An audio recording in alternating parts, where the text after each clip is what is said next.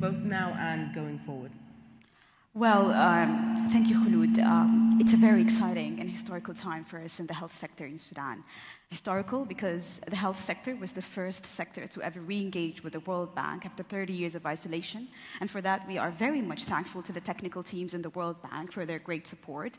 And also exciting because it really comes with new doors to new wide open horizons, and seeing such partnerships grow to the best of our people and for their best interest. The Sudanese revolution was a unique revolution. It was carried on the shoulders of its youth. Young ladies, young men racing to freedom, racing to a better future. That only necessitates that our public sector lives up to their aspirations. This cannot happen without investing in youth, invigorating the public sector, and making sure that we are attracting the young people to be the new face of our public sector. My own experience in creating and developing a young talent acquisition program for the restructured Global Health Directorate in the Federal Ministry of Health tells me that it is very much doable and it's very much successful. It was an endeavor that was successful in attracting young talents of 90% females, and they're now the heart and soul of this directorate. This is much doable, and it is a scalable model if it's further ratified and studied. The inequitable distribution of services across Sudan is a historical issue. It's a very standing, old issue. And if COVID taught us one thing, is that in order to adapt, you'll have to be resilient and accepting of new ideas. My own experience in leading a digitalization project in the health sector in Sudan tells me that now more than ever, we are more accepting to be virtually treated than we used to be back in 2016. It doesn't have to be sophisticated, it doesn't have to be high-tech. It could be our everyday regular bandwidth extended to the extremities to help our people in the extremities of this country.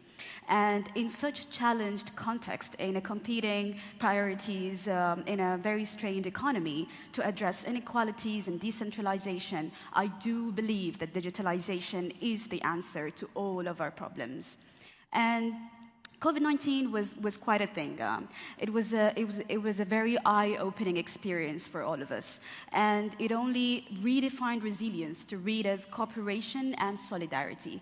For a public sector that is walking out of 30 years of destruction, it only means that we need to really reinvigorate our public sector, and that only means that we'll have to strike a balance between having to address our urgent needs, but also strategically creating a public sector that is fit for purpose and that is strategically geared towards our 10 priorities of this transitional government. This needs and necessitates new mindsets, and it necessitates a fresh soul, and this could only translate into broadening the base of our partners and not only engaging new ones, but the meaningful engagement of the private sector with the public sector, of course, as well as our civil society organizations. Thank you, Khulud, for the opportunity, and I'm really grateful to be here. Thank you very much, Aman. I think we can now turn back to Yusuf, give you the opportunity to... Okay, perfect. Is it better now? Yeah, thank you so much. Yeah, I mean, I'll start and reflect on the first part that everybody spoke about, right? Through my work at Savannah, I've come to work with a lot of bright Sudanese, both entrepreneurs and creatives, and just looking at that ecosystem, you come to find that that ecosystem is as diverse as Sudan is, right? So when we speak about youth engagement, I think future change makers in Sudan should have a seat at the table to co-create the policies that are currently happening, right? Not just consulting the youth while trying to implement programs, but including them in the implementation process of these programs. Because if we're setting policies that are going to take Sudan into the future, and they're supposed to serve this community have to be actively involved in creating that.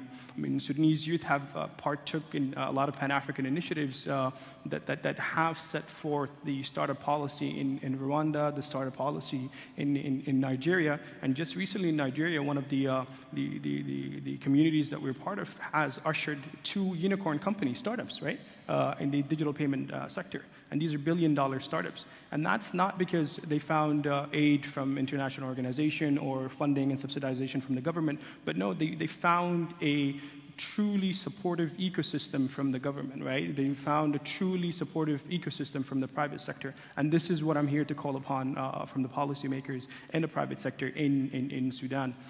Additionally, the fourth industrial revolution is here. People are speaking about autonomous cars. People are going to speak about autonomous agriculture and all of these things. The educational system in Sudan right now does not encourage any of that stuff. We can't eradicate the educational system that we have, but we